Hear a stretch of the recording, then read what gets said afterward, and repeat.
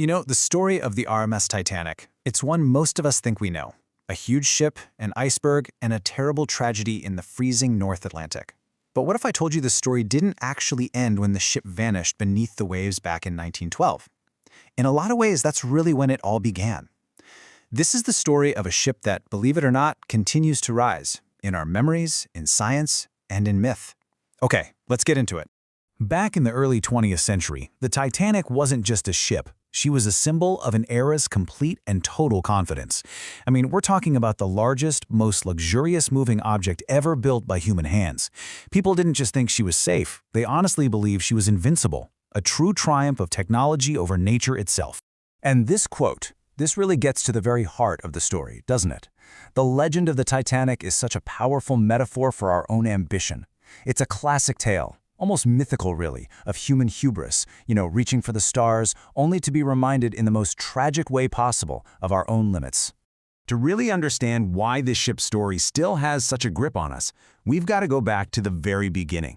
So let's travel back in time to the roaring shipyards where this giant was forged, not just from steel, but from the immense pride and ambition of an entire generation. I mean, just look at the sheer scale of this thing. To even build these Olympic-class liners, the Harland and Wolff shipyard in Belfast had to be completely rebuilt from the ground up. At 269 meters long and weighing over 46,000 tons, the Titanic was way more than a ship. It was a testament to industrial power, basically a floating city designed to conquer the Atlantic. And oh man, she was built for luxury just as much as for transport. We're talking about the first ever onboard swimming pools, a state-of-the-art gym, even a squash court. But the real confidence came from her engineering. The hull was divided into 16 watertight compartments, which were designed to keep the ship afloat even if a few of them flooded. A marvel of safety, or so everyone thought. Okay, now this slide is where things get really interesting, because it's all about the contrast. On the left, you've got the opulence, the glamour, the dream. But on the right, you have the microscopic reality. Hidden deep within the very fabric of the ship were flaws that nobody could see, a truth that would only come to light decades later. And this right here perfectly illustrates one of those hidden flaws. So later analysis showed the ship was held together with millions of rivets. The problem was, many of them had a high concentration of slag, which is a byproduct of smelting. Under the incredible pressure of hitting that iceberg, these weakened rivets likely just popped, causing the hull plates to separate. It was like a zipper coming undone. A fatal flaw woven right into the ship's DNA from the very start. So let's go to that fateful night. The voyage had been pretty smooth, but the radio room was getting more and more ice warnings. Still, the ship just pressed on at nearly full speed, straight into the darkness. The Atlantic was calm, almost eerily calm. The impact wasn't some huge, violent crash. It was more of a long, grinding shudder, a quiet, deadly scrape. Within minutes, the ship's designers knew the truth. 6 of the forward compartments were breached. The math was simple, and it was absolutely grim. The unsinkable ship was doomed. In just 2 hours and 40 minutes, she was completely gone. You know, the tragedy wasn't just that the ship sank, but who survived. These numbers tell a really stark story about class division. While first-class passengers had direct access to the lifeboats, those in third class or steerage were stuck in a maze of lower decks. They got little to no guidance, and in the end, only a quarter of them survived. But amidst all that chaos and horror, there were these incredible moments of humanity. The ship's band famously played on to try and soothe the terrified passengers.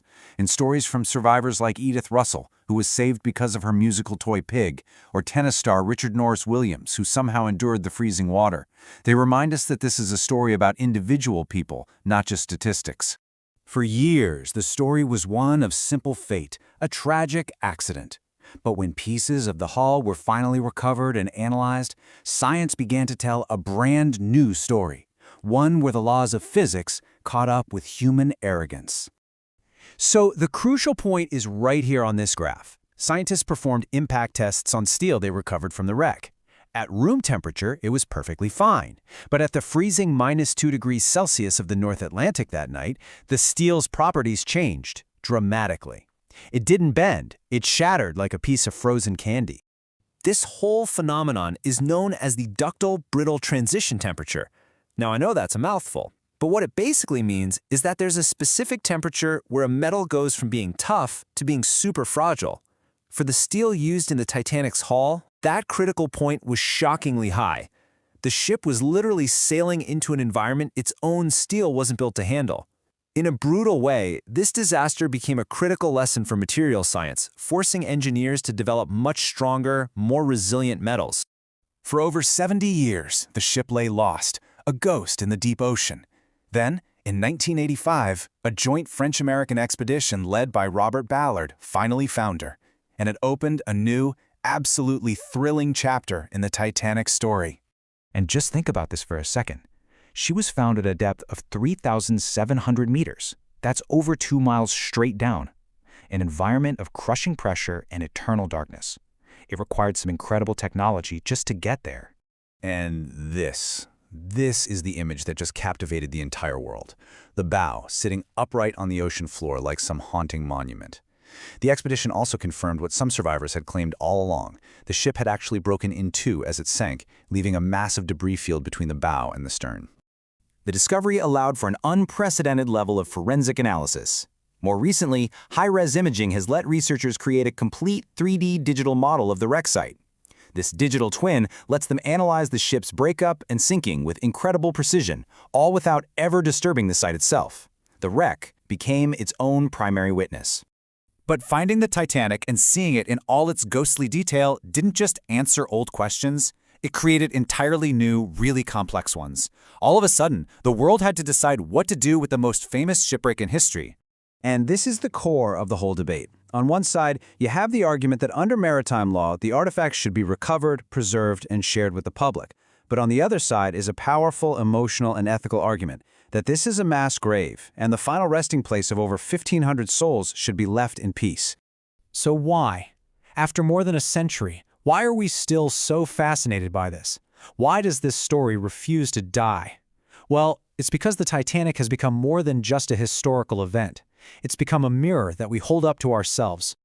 The story reflects our own technological pride and the foolishness that can sometimes come with it.